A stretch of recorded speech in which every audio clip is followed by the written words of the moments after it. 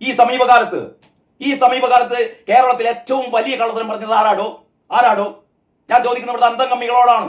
അന്തം കമ്മികളെ പറയടോ, ഈ കഴിഞ്ഞ ദിവസങ്ങളിൽ, ഈ കഴിഞ്ഞ ഒരാഴ്ചക്കുള്ളിൽ കേരളത്തിൽ ഏറ്റവും വലിയ കള്ളത്തരം വിളിച്ചു പറഞ്ഞത് ആരാണ്? നിങ്ങളല്ലേ? വീണ ജോർജ് അല്ലേ? വീണ ജോർജിന്റെ ഗൺമാൻ അല്ലേ? അപ്പം ഗോവിന്ദനല്ലേ? MV ജയരാജനല്ലേ? KK രാഗേഷ് അല്ലേ? ഷംസീർ അല്ലേ? എണ്ണി പറയുകയാണെങ്കിൽ ആരൊക്കെ? 10-30 വീഡിയോ ക്യാമറകൾ അല്ലേ? അത് തന്നെ നിങ്ങൾ അനുകൂലിക്കുന്ന, CPM-നെ അനുകൂലിക്കുന്ന കൈരളി റിപ്പോർട്ടർ പോലുള്ള മാധ്യമങ്ങൾ, അവരുടെയൊക്കെ ക്യാമറകൾ, സ്റ്റിൽ ക്യാമറകൾ, വീഡിയോ ക്യാമറകൾ, റെയിൽവേ സ്റ്റേഷനിലെ CCTV ക്യാമറകൾ, ഇവിടെയും കണ്ടില്ല, ആരും കണ്ടില്ല, ഞാനേ കണ്ടുള്ളൂ എന്നാണ് MV ജയരാജൻ പറയുന്നത്, അല്ലെങ്കിൽ ഗൺമാൻ പറയുന്നത്. വീണ ജോർജിനെ ആക്രമിച്ചത്രേ. വീണ ജോർജിൽ നിന്ന് വളരെ അകലെ യൂത്ത് കോൺഗ്രസിന്റെ ഒരു 4 ചെറുപ്പക്കാർ കരിങ്കൊടി വീശിയപ്പോഴത്തേക്ക് വീണ ജോർജിന്റെ കഴുത്തിനാരോ ആയുധം കൊണ്ട്, അതാണ് ഏറ്റവും വലിയ രസം, ആയുധം കൊണ്ട്. ഏതായുധടോ? ആയുധത്തിന് പേരില്ല. ആയുധം വേണ്ടേ പേരുണ്ടാവാൻ? ഇപ്പൊ ഏറ്റവും അവസാനം പറയുന്നത് എന്തൊരു ചെറിയ ആയുധമാണ്. ചെറിയ ആയുധം മൈദീര ചെറിയ സ്പാനർ എടുക്കുക എന്ന് കുട്ടിയോടൊപ്പം പറഞ്ഞ പോലെ ചെറിയ ആയുധം. അതുകൊണ്ട് ഇടിച്ചത്രേ. വീണ ജോർജ് പോലും പറയുന്നില്ല. വീണ ജോർജ് അതിനുശേഷം അഭിലാഷ് മോഹനും, മാതൃഭൂമിയുടെ അഭിലാഷ് മോഹനും, അത് കഴിഞ്ഞ് വാർത്താ മാധ്യമങ്ങൾക്കൊക്കെ അവർ ഇന്റർവ്യൂ കൊടുക്കുകയുണ്ടായി. അതിൽ അവർ പറയുന്നില്ല എന്റെ കഴുത്തിന് ആരോ ആക്രമിച്ചു എന്ന് അവർ പറയുന്നില്ല. അവിടെ എന്റെ നേരത്തെ തള്ളിക്കേറി വന്നു, ഒരാൾ എന്റെ അടുത്തെത്തി, അപ്പോൾ എന്റെ കഴുത്തിന് വേദന തുടങ്ങി. അങ്ങനെ വീണ ജോർജ് പറയുന്നുള്ളൂ. കാരണം കള്ളം പറയുന്നതിന് ഒരു ഇല്ലാത്ത കാര്യങ്ങൾ ഉണ്ടാക്കി പറയുന്നതിന് ചില്ലറ തൊലിക്കട്ടി ഒന്നും പോരല്ലോ. അപ്പൊ വീണ ജോർജ് എന്റെ കഴുത്തിന് ഒരാൾ ഇടിച്ചു കുത്തി എന്നൊന്നും വീണ ജോർജ് പറഞ്ഞിട്ടില്ല കേട്ടോ. പക്ഷെ കഴുത്ത് വേദനിച്ചു. പക്ഷെ ഗൺമാൻ എന്താ പറഞ്ഞത്? തൊട്ടടുത്തിട്ടില്ല. ഗൺമാൻ എന്താ പറഞ്ഞത്? മന്ത്രിയെ ആയുധം കൊണ്ട് ആക്രമിച്ചു. MV ജയരാജൻ എന്താ പറഞ്ഞത്? കൊല്ലാൻ നോക്കി. KK രാഗേഷ് എന്താ പറഞ്ഞത്? കൊല്ലാൻ നോക്കി. ഗറില്ലാക്രമണം അല്ലേ? ചാടി വീഴുകയായിരുന്നു. കഴുത്ത് പിടിച്ചൊടിച്ചു, തിരിച്ചു, വളച്ചു, മടക്കി. ഗോവിന്ദൻ പറഞ്ഞു, അപ്പം ഗോവിന്ദൻ പറഞ്ഞു, കേട്ടില്ലേ? എടോ, ഇതൊക്കെ അല്ലോ കള്ളത്തരം. കേരളത്തിലെ ഏറ്റവും വലിയ നുണ ഇതായിരുന്നില്ലേ? ഇപ്പോഴും നിങ്ങൾ പറഞ്ഞുകൊണ്ടിരിക്കുകയല്ലേ? ഏറ്റവും അവസാനം MV ജയരാജൻ എന്ന് പറയുന്ന ശുംഭൻ, എന്താണ് അയാൾ എന്താ വിളിക്കേണ്ടത്? ശുംഭൻ. ജഡ്ജിമാരെ വിളിച്ചതാണ്. ജഡ്ജിമാരെ ഈ പറയുന്ന മുതലാ വിളിച്ചത് ശുംഭൻ. ഇയാളെ ശുംഭനല്ല, ഇയാളെ പരനാറി എന്ന് വിളിക്കണം അല്ലേ? ഇയാൾ പരനാറിയാണ്, നികൃഷ്ട ജീവിയാണ്. പരനാറി, നികൃഷ്ട ജീവി, കുലംകുത്തി, വെറുക്കപ്പെട്ടവൻ. ആര്? MV ജയരാജൻ. ഇതൊന്നും എന്റെ വാക്കുകളല്ല കേട്ടോ. ഇതൊക്കെ നമ്മുടെ കാരണബോധത്തിന്റെ മിസ്റ്റർ കാരണബോധം കേരളത്തിന് സമ്മാനിച്ച വാക്കുകളാണ് കേട്ടോ. പദപ്രയോഗങ്ങളാണ്. അതൊക്കെ നമ്മൾ വിളിക്കണം MV ജയരാജന്റെ മുഖത്ത് നോക്കിയിട്ട്. വെറുക്കപ്പെട്ടവൻ, ഊള. ഇയാൾ എന്താ പറഞ്ഞത്? ഇയാൾ കഴിഞ്ഞ ദിവസം പത്രസമ്മേളനം നടത്തിയിട്ടേ ഇയാളുടെ മോണോ ആക്ട് ആരുടെ? MV ജയരാജന്റെ. കണ്ടിട്ടുണ്ടാവും സോഷ്യൽ മീഡിയയിൽ ഇപ്പോഴും ഇങ്ങനെ പാറിപ്പറക്കുന്നുണ്ട്. ഇയാളുടെ ചന്തി കാണിക്കുന്നു. ഇയാളുടെ ചന്തി കാണിച്ചു കൊടുക്കുകയാണ് പത്രലേഖകർക്ക്. കണ്ടില്ലേ എന്റെ മനോഹരമായ ആസനം, നോക്കട എന്ന് പറയുകയാണ് ഇയാള്. ഉളുപ്പില്ലാത്തവൻ. ഇയാള് അവതരിപ്പിക്കുകയായിരുന്നു. അതായത് വീണ ജോർജ് ഇങ്ങനെ നടന്നു പോവുകയായിരുന്നു അത്രേ. വീണ ജോർജ് നടന്നു പോകുമ്പോ വീണ ജോർജ് തിരിഞ്ഞു നിന്നു. എന്തിനു തിരിഞ്ഞു നിന്നു? ഒരു സ്ത്രീ നടന്നു പോകുമ്പോൾ. ഇത് MV ജയരാജന്റെ ഡയലക്റ്റിക്കൽ മെറ്റീരിയൽസുമാണ് കേട്ടോ. വൈരുദ്ധ്യാത്മിക ഭൗതികവാദത്തിന്റെ വിജ്ഞാന ശാഖയാണ് കേട്ടോ. അപ്പം ഗോവിന്ദനേക്കാൾ സൈദ്ധാന്തിക വിജ്ഞാനമാണ് ഈ ചുംബൻ വിളമ്പുന്നത്. പത്രക്കാരോട് പറയുകയാണ് വീണ ജോർജ് ഇങ്ങനെ നടന്നു പോവുകയായിരുന്നു. നിങ്ങൾ കണ്ടില്ലേ? വീണ ജോർജ് തിരിഞ്ഞു നിന്നു. ഒരു സ്ത്രീ നടന്നു പോകുമ്പോൾ അവളുടെ ശരീരത്തിൽ തൊടാതെ അവൾ എപ്പോഴെങ്കിലും തിരിഞ്ഞു നിൽക്കുമോ? ഇയാളുടെ തിയറിയാണ്. ഒരു സ്ത്രീ നടന്നു പോകുമ്പോ ആ സ്ത്രീയെ നിങ്ങൾ ഹലോ എന്ന് പറഞ്ഞാൽ സ്ത്രീ തിരിഞ്ഞു നോക്കില്ല. ഏയ് പറഞ്ഞാൽ തിരിഞ്ഞു നോക്കില്ല. ചേച്ചി എന്ന് വിളിച്ചാൽ തിരിഞ്ഞു നോക്കില്ല. പിന്നിൽ വലിയൊരു ബഹളം കേൾക്കുന്നു, സ്ത്രീ തിരിഞ്ഞു നോക്കില്ല. പിന്നിൽ വെടിപൊട്ടുന്നു, സ്ത്രീ തിരിഞ്ഞു നോക്കില്ല. പിന്നിൽ ആരോ പരിഹസിച്ചിരിക്കുന്നു, സ്ത്രീ തിരിഞ്ഞു നോക്കില്ല.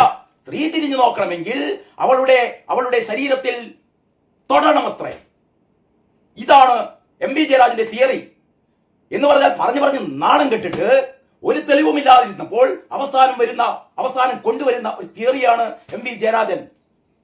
വീണ ജോർജിനെ ഈ പറയുന്ന KSUവിന്റെ ചാവേറുകൾ, അങ്ങനെ പറയുക, KSUവിന്റെ ചാവേറുകൾ വീണ ജോർജിനെ ആക്രമിച്ചു. എന്റെ ജയരാജ അതിന് ഒരു TV ദൃശ്യങ്ങളും ഇല്ലല്ലോ, അല്ലെങ്കിൽ ഒരു ക്യാമറ ദൃശ്യങ്ങളും ഇല്ലല്ലോ എന്ന് പറയുമ്പോ പറയും അതൊന്നും നിങ്ങൾ നോക്കണ്ട. ആ വീണ ജോർജ് തിരിഞ്ഞു നിന്നില്ലേ, അതിന്റെ അർത്ഥം എന്താണ്? അതിന്റെ അർത്ഥം എന്താണ്? അവരെ തൊട്ടു, എന്നിട്ട് മൂപ്പര് പത്രലേഖകർക്ക് കാണിച്ചു കൊടുക്കുകയാണ് ഇങ്ങനെ നിൽക്കേനു. അപ്പോഴാണ് അവിടെ എന്തോ ശബ്ദം ഞാൻ പറഞ്ഞു പോവുകയാണ്. ശബ്ദം കേട്ടാലാണല്ലോ നമ്മൾ തിരിഞ്ഞു നോക്കുക. ഇത് വളരെ സ്വാഭാവികമാണ്. പക്ഷേ ജയരാജൻ പറയുന്നത് അതല്ല. വീണ ജോർജ് തിരിഞ്ഞു നോക്കി, കാരണം ശരീരത്തിൽ ആരോ തൊട്ടു. എന്നിട്ട് മൂപ്പരുടെ ആസനം കാണിച്ചു കൊടുക്കുകയാണ്. ഹിമാതിരി ശുംഭന്മാരുടെ പാർട്ടി. എനിക്ക് മനസ്സിലാവാത്ത എന്താന്ന് വെച്ചാലേ, ഇവരൊക്കെ ഇമാതിരി തോന്നിയാസങ്ങളും ഈ കെട്ട കാര്യങ്ങളും നെറികേട്ടുകളൊക്കെ ഈ നേതാക്കന്മാരെ കളിക്കട്ടെ. ഈ അണികളുണ്ടല്ലോ, നിങ്ങൾ എന്തിനാണിടോ ഇവരുടെ അമേദ്യം തിന്നാൻ വേണ്ടിയിട്ട് ഇങ്ങനെ ക്യൂ നിൽക്കുന്നത്? അന്തം കമ്മികളെ, ഉളുപ്പുണ്ടോ? ഞങ്ങൾ CPM-കാരാണെന്ന് പറയാൻ. കമ്മ്യൂണിസ്റ്റ് പാർട്ടി എന്ന് പറഞ്ഞാൽ അത്ര മോശം പാർട്ടി എന്നല്ല, പക്ഷെ ഇമാതിരി തീട്ടം തിന്നുന്ന നേതാക്കന്മാർ അല്ലേ, അത് തിന്നുന്ന അണികൾ. OV വിജയന്റെ ധർമ്മപുരാണൊക്കെ ഇപ്പൊ എടുത്ത് വായിക്കണം കേട്ടോ. വിജയനൊക്കെ എത്രയോ വർഷം മുമ്പ് പറഞ്ഞതാണ്.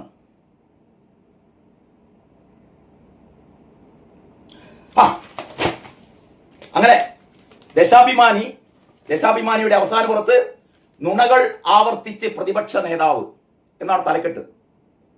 ഇനി ഏറ്റവും വലിയ രസം, ഈ പ്രതിപക്ഷ നേതാവ് പറഞ്ഞ നുണകൾ നമുക്കൊന്ന് നോക്കാം. VD സതീശൻ ഇന്നലെ, അപ്പം ലോക നുണയന്മാര് CPM-കാരാണ് എന്ന് ഞാൻ ഇപ്പൊ പറഞ്ഞു. ഇനി ഇവര് പറയുന്ന VD സതീശന്റെ ഇന്നലത്തെ നുണകൾ എന്താണ്? ഇതാ ഇവര് എഴുതിയിരിക്കുകയാണ്. ഇവര് പറയുന്നത് ഇതാണ് ലോകത്തിലെ ഏറ്റവും വലിയ നുണകൾ കേട്ടോ. ചൂരൽമല ടൗൺഷിപ്പ് നിർമ്മാണത്തിൽ വീണ്ടും നുണയുമായി പ്രതിപക്ഷ നേതാവ് VD സതീശൻ. പുതുയുഗ യാത്രയുടെ ഭാഗമായി കൊല്ലത്ത് നടത്തിയ വാർത്താ സമ്മേളനത്തിലാണ് പ്രതിപക്ഷ നേതാവ് അസത്യം ആവർത്തിച്ചത്. കേൾക്കുക കേട്ടോ. ഒന്നാമത്തെ VD സതീശന്റെ കള്ളം, ഒന്നാമത്തെ VD സതീശന്റെ കള്ളം എന്ന് ദേശാഭിമാനി പറയുന്ന ആ കാര്യം ഇതാണ്. സർക്കാർ സ്ഥലം തരുമെന്ന് കരുതി 1 വർഷം കാത്തിരുന്നു, തരില്ലെന്ന് കണ്ടപ്പോഴാണ് സ്ഥലം തേടിപ്പോയത്. അതായത് കോൺഗ്രസ്സുകാര് എന്തേ വീട് നിർമ്മിക്കാൻ വൈകി എന്ന് ചോദിച്ചപ്പോൾ പറഞ്ഞു, സർക്കാർ സ്ഥലം തരുമെന്ന് ഞങ്ങൾ പ്രതീക്ഷിച്ചു, കിട്ടിയില്ല, അതിനുശേഷം ഞങ്ങൾ കാത്തിരുന്നു, അങ്ങനെയാണ് ഞങ്ങൾ വൈകിപ്പോയത്. ശരിയല്ലേടോ CPM-കാരെ? നിങ്ങൾ ഇക്കാര്യത്തിൽ എന്തെങ്കിലും ഒരു വ്യക്തത വരുത്തിയിരുന്നോ? ഈ ഒരു ദുരന്തം ഉണ്ടായിക്കഴിഞ്ഞപ്പോൾ എത്ര ആൾക്കാരാണ് സഹായങ്ങൾ വാഗ്ദാനം ചെയ്തത്? നിങ്ങളൊന്ന് ഓർത്തു നോക്കിയാൽ മതി കേട്ടോ. ഇപ്പോൾ ആകെ നിങ്ങൾ 400 ചില വീടുകളല്ലേ കെട്ടിക്കിടക്കുന്നത്. 100 വീടുകൾ കർണാടക സർക്കാർ, 100 വീടുകൾ KPCC, 100 വീടുകൾ KCBC, എണ്ണിയാൽ ഒരു 1500 വീടുകൾ, 1500ഓളം വീടുകൾ ഞങ്ങൾ ഉണ്ടാക്കി കൊടുക്കാമെന്ന് ഇവിടുത്തെ രാഷ്ട്രീയ സന്നദ്ധ സംഘടനകളൊക്കെ പറഞ്ഞു അല്ലേ. ഞാൻ എഴുതി വെച്ചിട്ടുണ്ട്. ഏതാണ്ട് 1500 ആയപ്പോൾ ഞാൻ നിർത്തിയതാണ്. അന്നത്തെ കാലത്ത് നിങ്ങൾക്ക് ഓർമ്മ ഉണ്ടായിരിക്കും, ഈ ദുരന്തത്തിന് ശേഷം വരുന്ന പത്രങ്ങളിലൊക്കെ ഓരോ സംഘടനയും ഓരോ രാഷ്ട്രീയ പാർട്ടി ഇങ്ങനെ പറയുകയാണ്, ഞങ്ങളിതാ 100 വീട് 50 വീട് 25 വീട്, അവസാനം 1500ഓളം വീടുകൾ ഉണ്ടാക്കി കൊടുക്കാമെന്ന് പറയുന്ന വാഗ്ദാനം കിട്ടി. അപ്പോൾ എന്താണ് പിണറായി എന്ന് പറയുന്ന ഡാഷ് ഡാഷ് ഡാഷ് നിങ്ങൾക്ക് പൂരിപ്പിക്കാം. നിങ്ങളുടെ സഹായമൊന്നും വേണ്ട, ഞങ്ങൾ കൊടുത്തോളാം, വേണമെങ്കിൽ ആ പൈസ ഇങ്ങോട്ട് തന്നേക്കൂ, വേണമെങ്കിൽ ആ പൈസ ഇങ്ങോട്ടേക്ക് തന്നോക്കൂ, ഞങ്ങൾ ഉണ്ടാക്കി കൊടുക്കാം. അതായത് 10 ലക്ഷം കൊണ്ട് തീരാവുന്ന ഒരു വീട് 30 ലക്ഷം ബഡ്ജറ്റ് ഇട്ടിട്ട് നിങ്ങൾ തരൂ, ഒരു 30 ലക്ഷം ഇങ്ങോട്ട് തന്നാൽ ഞങ്ങൾ 10 ലക്ഷം കൊണ്ട് വീടുണ്ടാക്കി കൊടുക്കാം, 20 ലക്ഷം ഞങ്ങൾക്ക് പുട്ടടിക്കാൻ വേണമെന്ന് പറയാതെ പറഞ്ഞ ആനക്കള്ളനാണ് അല്ലേ. ആരും കൊടുക്കോ? അവസാനം ഈ പറഞ്ഞ ആൾക്കാർ ഞങ്ങൾ വീടുണ്ടാക്കി കൊടുത്തോളാം പറഞ്ഞു. വീടുണ്ടാക്കി ഞങ്ങൾ കൊടുത്തോളാം, നിങ്ങൾ സ്ഥലം തന്നാൽ മതി. സ്ഥലം സർക്കാരിന്റെ അടുത്ത് ഒരുപാട് സ്ഥലങ്ങളുണ്ടല്ലോ, സർക്കാരിന്റെ സ്ഥലങ്ങളുണ്ട്, നിങ്ങൾ കുറച്ച് സ്ഥലം താ, ഞങ്ങൾ വീടുണ്ടാക്കി കൊടുക്കാം. കോൺഗ്രസ് പറഞ്ഞു, ലീഗ് പറഞ്ഞു, എല്ലാവരും പറഞ്ഞു, കൊടുത്തില്ല. അങ്ങനെ നിങ്ങൾ ഉണ്ടാക്കണ്ട, ഞങ്ങൾ ഉണ്ടാക്കും. എന്തിനുണ്ടാക്കും? ഞങ്ങൾക്ക് വോട്ട് വേണം, ഇലക്ഷൻ അടുക്കുമ്പോൾ ഞങ്ങൾ ഇവർക്ക് വീട് കൊടുക്കും. അപ്പൊ എല്ലാവരും വിചാരിക്കും ഞങ്ങളെന്തോ എന്താ പറയാ കാരുണ്യ പ്രവർത്തകരാണ്. സതീശൻ 100% സത്യമാണ് പറഞ്ഞത്. എന്നിട്ട് പറയാണ് അത് കള്ളത്തരാണ് അത്രേ. ഇനി വേറൊന്ന് രാഹുൽ ഗാന്ധി ഇടപെട്ട് 100 കോടി രൂപ കർണാടക സർക്കാരിൽ നിന്ന് വീട് നിർമ്മാണത്തിന് ലഭ്യമാക്കിയെന്നും സർക്കാർ വീട് നൽകും മുമ്പ് മുസ്ലിം ലീഗ് 52 വീട് കൊടുത്തെന്നും പറഞ്ഞു. ശരിയല്ലോ? സർക്കാർ വീട് വീടിന്റെ ഈ താക്കോല് കൊടുക്കുന്നതിന് മുമ്പ് വീട് കൊടുത്തില്ല കേട്ടോ, വീടിന്റെ താക്കോലേ കൊടുത്തിട്ടുള്ളൂ. താക്കോലും കൊണ്ടിട്ട് ആൾക്കാർക്ക് പോകാം, വീട്ടിൽ കയറി താമസിക്കാനൊന്നും പറ്റില്ല. അതിന് 2 മാസം കഴിയുന്ന പറയുന്നത്. 2 മാസം എന്നുള്ള ചിലപ്പോൾ 2 കൊല്ലം കഴിഞ്ഞേക്കാം. ഇവരാണെങ്കിൽ കേട്ടോ ഭരണത്തിൽ കയറുന്നത് വല്ല കഷ്ടകാലത്തിന് വീണ്ടും ഈ കരിമ്പൂതല്ല കാരണഭൂതം, കാരണഭൂതവും ടീമും ആണെങ്കിൽ 2 അല്ല അടുത്ത ഇലക്ഷന് അല്ലേ 2026 കഴിഞ്ഞ് 2031 ഇലക്ഷന്റെ മുമ്പ് ചിലപ്പോൾ ഇവർക്ക് വീട് കിട്ടിയേക്കും. കാരണം ഇവർക്കൊക്കെ ഒറ്റ ലക്ഷ്യം മാത്രമേ ഉള്ളൂ, വോട്ട് കിട്ടണം. മുസ്ലിം ലീഗ് 51 വീട് കൊടുത്തു അല്ലേ, മുസ്ലിം ലീഗ് 51 വീട് കൊടുത്താൽ കള്ളത്തരാണ്. മുസ്ലിം ലീഗ് 51 വീട് കൊടുത്തത് കള്ളത്തരമാണ്. അതാണ് സതീശന്റെ കള്ളത്തരം.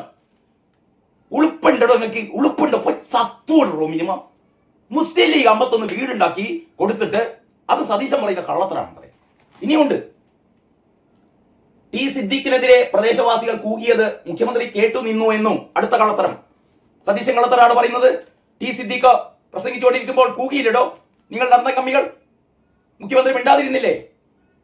ഇമാതിരി കൂകലും ഇമാതിരി ഒച്ചപ്പാടും ഒക്കെ കേൾക്കുമ്പോ മൈക്കിനടുത്തേക്ക് വന്നുകൊണ്ട് കുടിച്ച കള്ള് വയറ്റിനുള്ളിൽ വെച്ചാൽ മതി എന്നൊക്കെ കോട്ടയത്ത് വിളിച്ചു പറഞ്ഞ് നമ്മൾ കേട്ടതല്ലേ? സ്വന്തം പാർട്ടിക്കാര് VS വേണ്ടിയിട്ട് മുദ്രാവാക്യം വിളിച്ചപ്പോഴും VS വേണ്ടിയിട്ട് തുള്ളിയപ്പോഴും ഈ പറയുന്ന നൃശംസം പറഞ്ഞത് എന്താണ്? കുടിച്ച കള്ള് പള്ളിയിൽ വെച്ചാൽ മതി, നിങ്ങൾ അങ്ങനെ തുള്ളിക്കളിക്കണ്ട എന്ന് പറഞ്ഞ മുതലല്ലേ? എണീറ്റ് നിന്ന് പറയായിരുന്നില്ലേ? ആരും കൂകരുത് എന്ന് കാരണഭൂതത്തിനെ പറയായിരുന്നില്ലേ? പറഞ്ഞില്ലല്ലോ. അപ്പൊ സതീശൻ പറഞ്ഞതാണോ തകരാറ്? ടി സിദ്ദീഖ് പ്രസംഗിക്കുമ്പോൾ കൂകിയത് നിങ്ങളൊക്കെ കേട്ടില്ലേ? മുഖ്യമന്ത്രി മിണ്ടിയില്ല എന്ന് പറയുമ്പോൾ എന്നിട്ട് പറയണം സതീശൻ പറയുന്നത് കള്ളത്തരാണ്.